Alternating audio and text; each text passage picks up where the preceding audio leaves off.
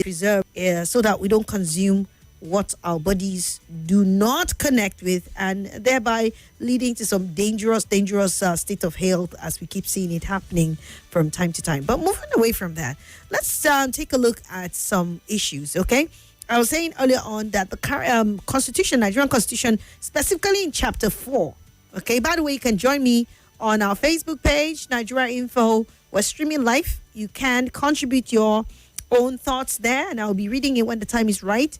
Okay, so looking at the issue of the fundamental human rights, Nigerian Constitution, specifically Chapter 4, okay, of the Nigerian Constitution in Section 41, actually guarantees the fundamental right to freedom of movement for all citizens. And this section states that every citizen of Nigeria is entitled to move freely throughout Nigeria and reside in any part of the country. Additionally, it prohibits the expulsion of a citizen from Nigeria or refusal of entry or exit. That is what that chapter makes very explicitly clear to all Nigerians who abide by the Constitution, okay? Now, having said that, in recent times, okay, or maybe not so recent times, we hear slurs from governors. Nigerian governors at different levels, at different times, have had to preach against indigenes or people who were most probably even born and bred there, promoting some sort of hateful, attitude towards some of them. I feel Nigeria generally, though, we can even do better. Because you see Nigerian citizens moving out of Nigeria, going to other climes, Australia, UK, different parts of the world where they are allowed to contest to the highest position. In the last year's election, I know how many Nigerians were said to have won different electoral positions or contested and won at different levels, And so you wonder why it is hard for us as a nation to accept that we are one people, and so anyone who is born in a certain state has a right to become automatically a citizen or indigene of that state. It doesn't happen in Nigeria, and it's quite sad that we have refused to accept ourselves. So how much more accepting, other people? So that's a story for another day. But in terms of movement too, you can leave your state. If you're tired of where you're staying, you can decide, hey, I want to go to any state in the northwest, north central, southeast, south, southwest, or any part of the country. The Constitution guarantees that, right? Now, coming down to politics, and that's where we often point to the fact sometimes, or to the issue sometimes, that politicians are always at the forefront of unsettling or causing disunity among Nigerians. And Nigerians are always gullible. They become stooges in the hands of these politicians, and they carry along with this agenda that enables the politicians. It enables them to pitch Nigerians against each other so that they'll attain their personal ambitions and their desired goals, where those Nigerians who keep fighting for them and enabling them, continue to wallow in poverty and very, very unpalatable conditions, Go to X today, Twitter, and one sees some of the hateful slurs that Nigerians throw at each other when it comes to you are not this language, you are not this ethnic group, and so on and so forth. It's quite sickening. Now, if you remember of recent, okay, I'm going to whittle it to recent happenings. Let's start with what happened in Benue State. After a sudden attack in Benue State, right? We saw the Benue State's governor issuing a warning to Mr. Peter Obi not to come to Benue State. It became a public, a matter of public concern as to why that would happen. And so because of that, Mr. Peter Obi had to, actually relax from going there. He didn't go to the IDPs that he was planning to visit in Benue State. You get? And that was what happened. So apart from that, at the height of the River State governor's impasse with the FCT ministers, that's really the back and forth and the fist offs that they were having of words and other things. There was a plan for a pro-Wike rally to be held in Bayelsa State. Okay, and Bayelsa State Governor Duoye Diri explained that his administration will not permit the proposed Wike rally in the state, emphasizing that while his government supports the constitutional right to peaceful assembly, it must ensure that the peace and security of the state are not jeopardized. Now, most of the time, they tend to use security, and that's why I'm bringing all these details, at least so that we'll get the facts at hand. In fact, even one, I watched this one on TV Live where, a member of the government came on board and said, well, they are not even allowed to Bayelsa State, that would not happen, that would not hold. Okay? He said he would not even allow the event to go on and that nobody should even come to Bayelsa. That they should shift their proposed plan to Como because the state will not contain them and all of that, So that's two, right? Benue, Bayelsa stopping the pro-Wike rally and Wike or his people from coming over to hold that in their state. Then also, Okpebolo, okay? Monday, Okpebolo of Edo State on Friday barred Peter Obi from entering the state, claiming that his safety couldn't be ensured unless he informed the governor beforehand. And my question is, when the Constitution is it written that you must inform the governor before you come? Is it because of the status of this man who is probably, a politician who contested for the presidency and he's being viewed as an opposition figure in the country, and that is why this is happening? Many people also attributed that the reason why the Reverend Father Alea in Benue State stopped Peter Obi was also hinged on the same reason, him being a prominent political opposition figure to the government, and they being at the APC level, always trying to protect their boss and also their own party members, right? So, Okpebolo on Friday barred Obi from entering the state, claiming his safety couldn't be ensured unless he informed the governor beforehand. And ADC, of course, reacted. That is the African Democratic Congress on Sunday condemned the restriction order placed on Peter Obi, describing it as unacceptable and a threat to democracy. Okay? The interim National Publicity Secretary, Bolaji Abdullahi, warned that such actors are becoming a troubling trend among APC governors. All right? So apart from that also, there was also this attempt for this pro-Peter Obi rally in Kaduna, right? And then the Kaduna State Police Command stopped the rally by protesters supporting this particular figure. And you would wonder why. Why is that happening? Is that hinged on politics alone, or is just something? But then what they are doing, doesn't it go outside of what they can do or not do, based on the fact that this Constitution is the supreme law of the land and everyone needs to go by it? I mean, but we know that over the years we've seen government officials violently abuse and desecrate the rule of law in the country. So many people may also want to say, well, these people live as though they are above the law. When it suits them, they obey the rule of law. And when it doesn't, they just take their head the other way or look the other way and just do as they really, really like. Okay? The rally was actually built to be held in honor of Peter Obi on his birthday celebration.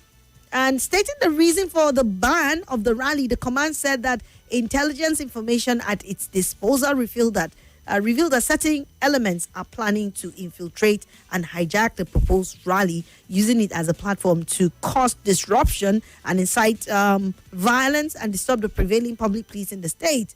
Okay? And you would wonder why it is that is anytime that people want to hold peaceful rallies or protests in this country, that the government or its agencies always have one reason or the other to get intelligence on violence, and you would ask, where was that intelligence when the people of Benue were attacked and over 200 people killed, when the people of Plateau, were attacked and killed, when people in different parts of the country, were attacked and killed. Where were some of this intelligence? But then when there is a planned protest and rally in the country, that is when you get to keep hearing of warnings by police. Don't do this because we know that there are miscreants who would want to infiltrate and turn it to violence. And we're saying we need to be more effective. If truly there is intelligence, if there was intelligence that guarded or saved the lives of those 200 people who perished, maybe Nigerians would listen more. But then when you have this sort of incidences happening, and then on one hand, nothing was done and people perish, and then just because there is a planned protest and all of that, you get to hear warning of intelligence. You wonder how serious that can be taken.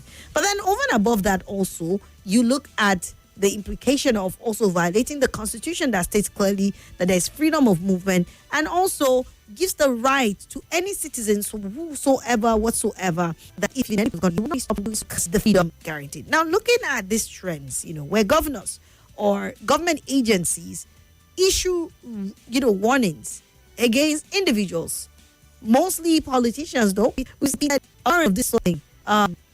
What do you make out of governors violating the right of the citizen of free entrance and freedom to also associate, as is also guaranteed by the Nigerian Constitution?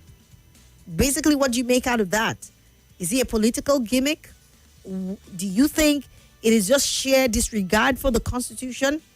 Do you see any right governors possess in stopping, from Benue to Bayelsa to what do you call it now? Edo, and now Kaduna and all of that? What do we make out of this? And basically, how can we do better? Especially with government officials that are expected to uphold the law. Right. So let me have your contributions on this as we open up this conversation on 0700 951 0000. You can also dial 080 9597 4869. 080-999-30137 is another number to call. Let's see who's here. Hello. Yeah. Good afternoon. You're welcome. This is Lukman calling from Zamani. Okay. Yes, we have a long way to go. Nigeria is not built as a nation from the beginning, and over time we expect the people who succeeded the colonial masters to come up with an idea of nation building, but rather they have entrenched at what's called a downtown level. Until we abolish this mentality of indigenship, settlers, and what have you, that is when we can move forward. You understand? And it also baffles me in Nigeria when I hear people saying, your senator. Who is my senator? My senator is supposed to be somebody who represents me where I live, not somebody who represents me in quotes in my state of origin. Because my state of origin, I don't live there. I've never lived there before. So how come would that person be claiming to be what is he representing me for? How? Is he a tribe? Is he a kind of tribal kind of representative or political representation? So we have to begin to look at that argument. Even the media they have to promote it or discourage that narrative that your senator is from this thing. And all those things, it brings about that sense of is our own, is our land. That's why you're hearing is our land in Nigeria, is our this, is our that. The constitution is very clear. We are practicing a democracy and liberty. So why should somebody be issuing this thing? All those things are just political tactics. Even Natasha, when she wanted to go back to her home, it's not the same thing they told her. It's not a matter of whether Peter Obi is not even from those places. When they know that this particular candidate is going to gain popularity more, then they will begin to come up with that kind of fake threat. The sense that this and that. What is the role of the police? Not to maintain law and order and prevent crime.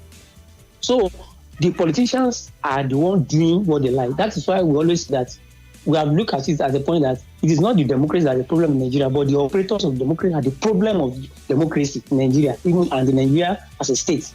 So until we begin to have a leader, just like they did in Uganda, where they abolish all this division of tribalism, identity, all those kind of things, that's when we begin to see ourselves as brothers, not brothers based on language. In Nigeria, see your brother. You see somebody say, see your brother. See your brother, how?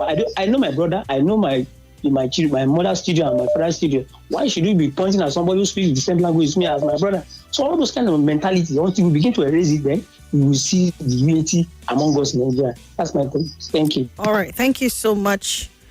All right. Let's have more contributions. Hello? Hello?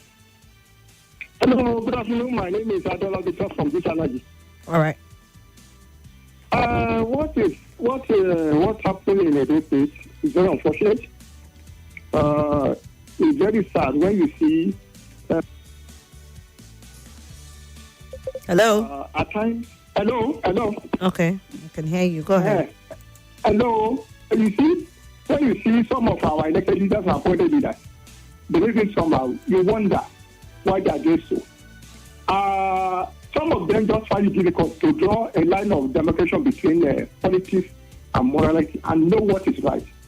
All their days, they like to play politics. What's happening in Edo State is politics. And not politics, it's bad politics. Because this is a governor, this is a man who believes in helping people on a humanitarian ground, wanted to come into a state to help people in the Africa. And you just talk to him like that and you stop him. What happened in Benue State too was very unfortunate, coming from a reverend governor, that people expected to know what is right because they preach it. But very unfortunate, he also played bad politics too. Well, I wasn't surprised what happened then because during the local government election, APC cleared all the seats, you see, under the seat. But one thing I want us to know, because what is happening here, I want to blame both the leaders and the followers, because the followers we celebrate these people. We give them names that they're supposed to have to be given. We call them excellency, honorable, distinguished. How distinguished? How excellency? People who find it difficult to do what is right. We shouldn't be supporting them. And the supporters, so I want the handlers at times, the media handlers of some of these people, to always advise them what to say. At times they just speak without controlling their words. All right. And look at how the man speaks too. So it's not, but and I know Edo people will not be happy with, especially those who are enlightened, that they have this man as a governor, because the way he speaks is very unfortunate. All right. Thank you so much. Let me read some comments from Facebook. Eze Ikenna said, it's very unfortunate that an elected governor of a state can make unguided statements. Mr. Peter Obi, Nigeria today represents light and hope for a better future. Nigeria deviating from the regular, corrupt, and insensitive so-called politicians we have today. Obi remains the hope for some of us who have lost faith and hope in the current political system. God bless Nigeria. Okay, it's not about praising the person. I'm asking about the actions or inaction of the governors in saying that they cannot guarantee, so he should stay away from the state and stuff like that. What do you make out of it? That is violating a constitutional right that is guaranteed to every Nigerian in terms of movement, right? So why are they doing that? I mean, does this stem really, really from a concern, or is just some political mischief that we're seeing happening? Peter Chiahemba said, Swat, the Benue governor told Peter Obi that he didn't guarantee his security in the state. That's when he wanted to come to visit the people in IDP. Must he have to inform him before coming for such visits? I wonder. Okay, keep doing the good work, says Godwin Francis. Thank you. You said you're watching from Abuja. Thank you. Hello. Good afternoon. Good afternoon. Welcome. Good afternoon, listeners. This is Gwaza Max calling from Edo. Welcome. Go ahead. You know, there are so much issues in Nigeria that you can just on constitutional matters that you can really pick up anywhere and talk about firstly. But the problem is mostly the politicians. You know, we have a constitution that guarantees the freedom of movement to citizens. And here came Peter Obi an innocent, a popular figure in political space of Nigeria, intending to visit a state on humanitarian grounds. And first of all, my governor, Reverend Father Hyacinth Alia, stopped him from entering the state. Father Alia is someone I respect so much. But the politics of Benue is that, just like some other states, including Edo, the godfatherism in that state makes these governors ineffective, so that they take orders day-to-day running of the government house from Abuja. And that's a problem. Now, the main issue here, my fear, is that these politicians have destroyed our institutions, and they are even destroying more. They have destroyed our religious institutions. They have destroyed the political space. They have destroyed the food that we consume on a daily basis, food and drugs. They are now destroying anything, schools, everything, behaving like a bull in a Chinese shop. It's very unfortunate. And now, I want this thing to be included in our new, the new constitutional amendment. If we really want Nigeria to move forward, we really need to do better. How could a governor be so opulent, so powerful, that you control the movement of people from state to state who are citizens of this country? It is embarrassing that this man, Monday, the governor of Edo State, even did it in a very clumsy style. This is somebody that I know very well. His education is lacking. And he's there just to take decisions that do not, contradict the constitution of the Federal Republic of Nigeria. Okay. And let me tell these people who feel that they can molest Peter Obi. Peter Obi is a movement. Peter Obi is a tsunami. If you stand on that way, history will never forget you. All right. History will never forgive you.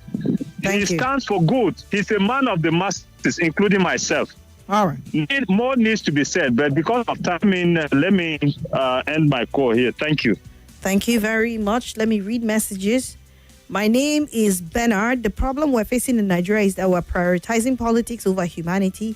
Our leaders should think before preaching tribalism and hate. The governor should apologize. Which of the governors now? Don't forget, we have various examples. Benue governor said he can't guarantee security. I think it's the same thing that Mr. Governor Monday is saying of Edo State, that he cannot guarantee security, that he should inform him.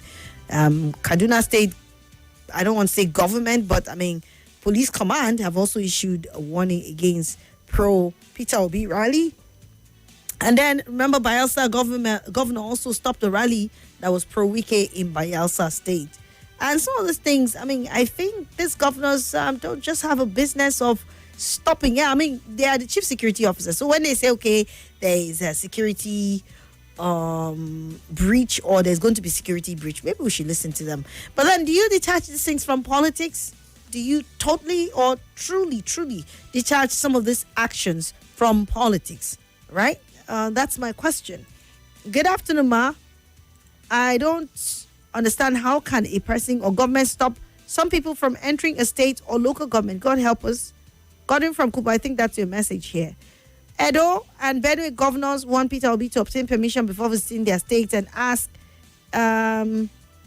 is it that bandits, kidnappers, and killer herders are marauding their states obtain, or is it that the kidnappers, killer herders are marauding their states obtain permission from them before causing the kind of mass killing that we are witnessing? I'm not disappointed by Reverend Father Ali Ahaba, Reverend Father. That's what Leo says. Then another one said, good afternoon, SWAT. Mike from Abuja. On the right, on who is a Nigerian citizen, please check Section 25 of Nigerian Constitution. Kemi Badenoch is wrong and just threw Nigeria under the bus. Her children are Nigerian citizens. She doesn't want them to have Nigerian passport. The politicians are afraid of Obi. He's the main opposition. The new sheriff in Edo State gets a lesson for teacher to teach him hundreds, tens, and units. Please, what credential does he present to INEC? That is Mike asking that. I don't know. Good afternoon, Madam Swat. I don't think the constitution of our country is supreme. It is just an instrument of cohesiveness for few persons, and it's only the masses that suffer the more. It's a pity we found ourselves here. Romian Ropel from Gua. Swat, the fear of Peter Obi is the beginning of wisdom for the rolling apart, says Ambassador Afam. And David from Central Area said, if not for election rigging, persons like the governor of Edo, who cannot even speak English, wouldn't be a governor in the first place. That's what you think there. Okay. Good afternoon, presenter. I am Baba Favor from Kabai, Nasarawa State. This is what you see when wrong people are in position of power. Some of them don't know what constitution is all about. Right. We have this voice note here. He said, my name is Uncle Lion, agent of Sweet 16. Don't mind the Edo State government. Now fear they worry them, especially as Peter Obi the Lion himself is preparing to come down. Good afternoon, Barrister Swat. My name is Uncle Lion, agent of Swiss 16. I'm speaking from Maitama, Abuja. Concerning this, the governor. News and sports after this. Holiness Revival Movement Annual International Ministers Conference 2025. Ministers of Truth. This is Nigeria Info. Nigeria Info.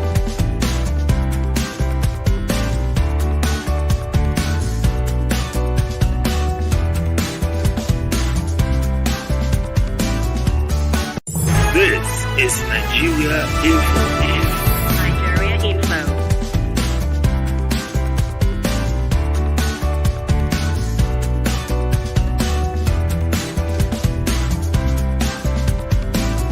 This is Nigeria Info. Nigeria Info.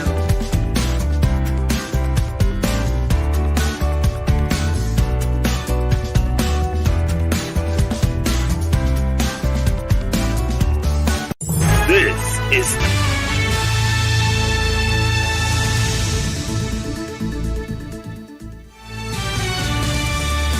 All right, welcome back. Thank you so much for staying here. Eric Harrison on Facebook said, good afternoon, Mrs. Swat. Thank you. Joshua Emo said he's watching live from Katsina.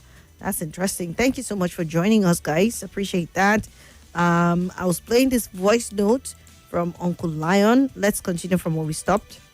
His comment on Peter Obi is rather unfortunate. Honestly, I don't know what's happening in Nigeria. I can also share my experience. It's not only applicable to the top politicians. I can also share one of the experiences that I had some years back. I met some kids where I was working. Kids of about 8 years, 9 years, 10 years, 11 years. They were like, when I went to greet them, they welcomed me. They would say, Uncle, please tell us the truth. Uncle, please, are you Igbo? Uncle, please, are you Igbo? Uncle, now. Uncle, please, now. Tell us, are you Igbo? I look at these children. I said, so, if I'm not Igbo, you will not like me again, right? Are you not going to be my friend again if you find out that I'm not Igbo? I will never forget that experience. Like, they felt so comfortable that if I am Igbo, they will begin to relate with me very well. I was very surprised. So some places that you walk or you live, people want to know where you come from first before they know how to relate with you. It's so. Okay, thank you so much for the contribution. Another voice note is here this afternoon. I pray it downloads so we can play. Okay, we have that. Good afternoon, Barrister Swat. Good afternoon, Nigeria Info family. My name is Harry. I must say that it's a wrong trajectory that we are setting because democracy guarantees freedom of movements, association. These are the beauty of democracy. These are the values democracy holds. It might be Peter Obi today, or Wiki as the case may be. And who will it's someone else can be victim tomorrow. We shouldn't say because it is Peter Obi, we should keep quiet and look. It's not good. We should condemn it. We expect the government, sometimes even if it's politics, just to win the trust, to earn the trust of the people, issue out a statement. that our party does not uphold this principle, we distance ourselves from such kind of statements. It goes a long way to curtail such occurrences in the future. I want to believe that maybe their fear is that the man is pulling crowd and all those kind of things. Is not correct. We should set the right values for our children to uphold in the future. It's not about the now only, but about the future. Because whatever we are doing, people are watching, and the upcoming ones who want to do worse than what they are seeing today, thinking is the right thing. Thank you. Okay, thank you so much indeed. We set dangerous precedents, and that's how it starts. When people keep quiet and look the other way, it just continues, because the next person comes and say, well, after all, the other one did it and nothing happened. So it's just like how it's always a not just with government and citizens, but also in governance. When someone is in a leadership position and keeps doing the wrong thing, and people don't speak out and people don't protest, even though in Nigeria sometimes they just keep a deaf ear, the next person comes back or comes in and acts the same way that the other one did, because they excuse that after all the other person too did it. So we're asking, this habit, this tradition that is trying to be built, is stopping a politician from entering. An individual, though, he's not even coming probably in the capacity, or even if he comes in the capacity of a politician, does any rule or any law bars him from entering a state when there is freedom of movement and association that is guaranteed every other person?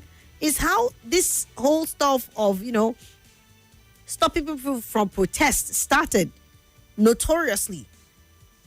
And we've seen it build up over the years, so that right now any information that comes out, or any sort of information reaches the ears of authorities that people are planning, even when people decide to lawfully abide and inform the public or inform government that, okay, we're going to have, even though there is no recommendation that says you must tell them, but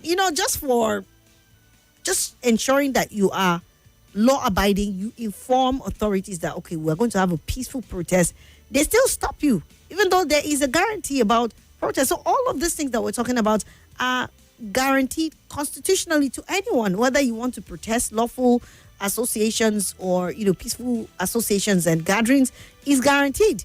If it is freedom of movement, then why do we see governments coming out to say no, looking the other way? Or is it pretending that this sort of laws do not exist? And how do we justify or rationalize this sort of things happening over and over again?